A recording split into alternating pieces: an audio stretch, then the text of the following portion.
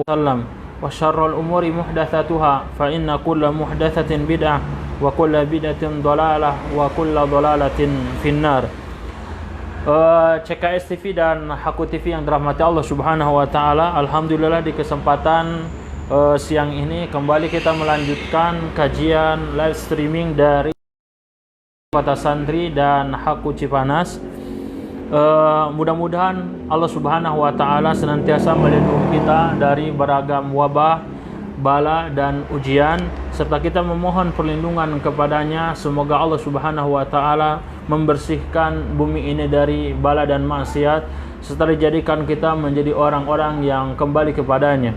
Salawat teriring salam semoga senantiasa tercurahkan, terlimpahkan kepada Habibun al-Mustafa Muhammad sallallahu alaihi wasallam, kepada istri-istrinya, keluarganya, sahabatnya, dan siapapun yang meniti jalan kehidupan beliau, semoga dikumpulkan di surganya Allah Subhanahu wa taala.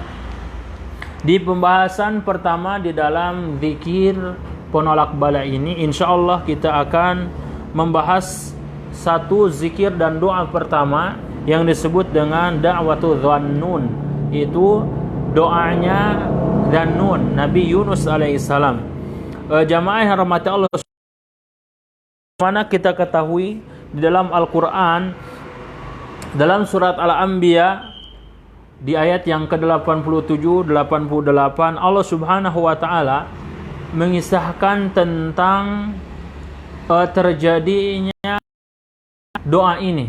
Allah mengatakan, wa dhannun idh dhahaba mughadiban fadhanna an lan naqdir alaihi fanada fi dhulumat an la ilaha illa ant subhanaka inni kuntu minadh dhalimin fastajabna lahu wa najjaynahu minal gham wa kadzalika nunjil mu'minin. Dan ingatlah tatkala Dhannun, Nabi Yusuf, pergi dalam kondisi marah terhadap kaumnya, dan ia mengira ia akan lolos dari takdir Allah berikan kepadanya, yaitu tatkala dia Allah takdirkan dimakan oleh ikan hiu.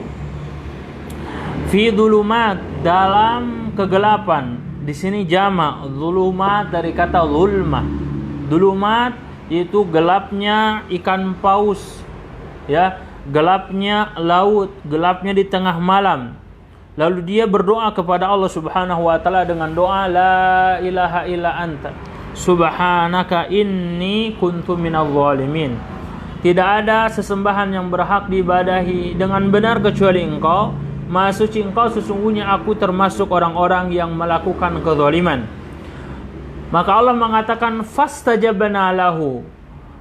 Lalu Allah segera mengabulkan doanya, sehingga wa najjaynahu, kami selamatkan ia, minal ghammi, dari ikan, dari perut ikan, dari lautan tersebut. Wa kadzalika nunjil mu'minin, demikianlah kami menyelamatkan orang-orang yang beriman. Jamaah yang dirahmati Allah Subhanahu wa taala, melihat dari kronologi doa yang dimunajatkan oleh Nabi Yunus alaihissalam, adalah di antara faktor utamanya adalah terjadi suatu wabah tidak lain adalah karena kezaliman, karena kemaksiatan, karena dosa yang dilakukan oleh penduduk bumi. Karena itu sadarilah bahwa apa yang terjadi jelas Allah Subhanahu wa taala yang menakdirkannya. Tetapi juga ada faktor lain. Tidaklah wabah ini terjadi, taun corona ini terjadi, dan apa saja, kecuali boleh dikatakan karena salah satunya adalah sebab maksiat yang dilakukan oleh penduduk bumi. Oleh karena itu jamaah yang rahmati Allah Subhanahu wa taala, hal yang harus dilakukan tatkala terjadi kesulitan yang menimpa dirinya, yang menimpa kaumnya, yang menimpa setiap muslim, adalah i'tiraf, pengakuan diri kepada Allah Subhanahu wa taala dengan uluhiyahnya. Sebagaimana disebutkan di sini, la ilaha illa anta, tidak ada sesembahan yang berhak diibadahi dengan benar hanyalah Allah Subhanahu wa taala. Karenanya tulus dan ikhlas dalam berdoa hanya kepada Allah Subhanahu wa taala dalam kondisi lapang, dalam kondisi sulit, ya, maka Allah mengatakan wa qala rabbukum ud'uni astajib lakum. Berdoalah kalian, maka akan aku kabulkan. Jamaah rahmat Allah Subhanahu wa taala, terkadang ketika terjadi wabah, suatu penyakit yang ada penolak bala itu dia lakukan dengan kesyirikan, dengan tawasul kepada wali fulan, dengan gambar fulan, dengan talak bala Rasul sallallahu alaihi wasallam ataupun juga Allah tidak syariatkan. Karena itu hal yang harus dilakukan tatkala terjadi wabah seperti ini adalah mentauhidkan Allah Subhanahu wa taala. Ya, mentauhidkan Allah dengan rububiyahnya, dengan uluhiyahnya, dengan asma dan sifatnya. Yang kedua adalah dengan menyucikannya. Subhanak, maha suci engkau. Engkau suci, engkau Al-Quddus, yang maha suci dari aib, dari kekurangan, dari keburukan. Dan engkau adalah yang memberikan keselamatan. Dialah zat yang maha sempurna nama-namanya. Subhanak, maha suci engkau ya Allah. Karena itu kita diperintahkan untuk mensucikan hati kita, mensucikan dari noda kesyirikan, mensucikan dari kezaliman, mensucikan dari kebid'ahan, dari keyakinan, dari tawakal yang keliru, dan dari penyakit hati-hati yang lainnya. Illa man jaa ilallah biqalbin salim, kecuali yang datang kepada Allah dengan hati yang bersih. Jamaah rahmat Allah Subhanahu wa taala, karena Allah adalah yang maha suci juga, maka lisan kita dalam berucap harus yang mengandung unsur kesucian. Dan kesucian dalam kata adalah kalimah thayyibah, yaitu kalimat-kalimat yang baik. Subhanallah, walhamdulillah, wala ilaha illallah, wallahu akbar adalah bagian dari untaian kata-kata yang baik, kata-kata yang suci. Kemudian juga kita mensucikan dari gerakan kita, itu dengan kita berwudu, dengan kita bersolat, melakukan amalan-amalan anggota badan. Itu adalah salah satu di antara sarana kita untuk mensucikan Allah Subhanahu wa taala. Yang ketiga dalam doa ini, jamaah rahmati Allah Subhanahu wa taala, yaitu mengakui kezaliman pada diri kita. Bahwa apa yang terjadi tidak lain dan tidak bukan, salah satunya adalah karena kezaliman diri kita. Tidaklah Nabi Yunus itu, ya, dimakan oleh ikan kecuali karena salah satu sebabnya adalah ia melakukan dosa. Ia menzalimi dirinya sendiri. Karena itu di antara sebab taubat kepada Allah yang akan diterima adalah al-i'tiraf, yaitu mengakui dosa yang dia lakukan. Ya, tidaklah wabah ini terjadi kecuali karena dosa-dosa penduduk bumi. Tidaklah musibah ini terjadi kecuali Allah menginginkan kebaikan kepada penduduk bumi ini. Karenanya jemaah rahmati Allah Subhanahu wa taala, Rasul sallallahu alaihi wasallam menyampaikan kepada kita tatkala terjadi masalah, terjadi kesulitan, terjadi wabah, sebagaimana yang diriwayatkan oleh Imam Al-Hakim dalam Mustadraknya dari sahabat Sa'ad ibn Abi Waqqas radhiyallahu taala anhu, ia menceritakan, kunna julusan inda Rasulillah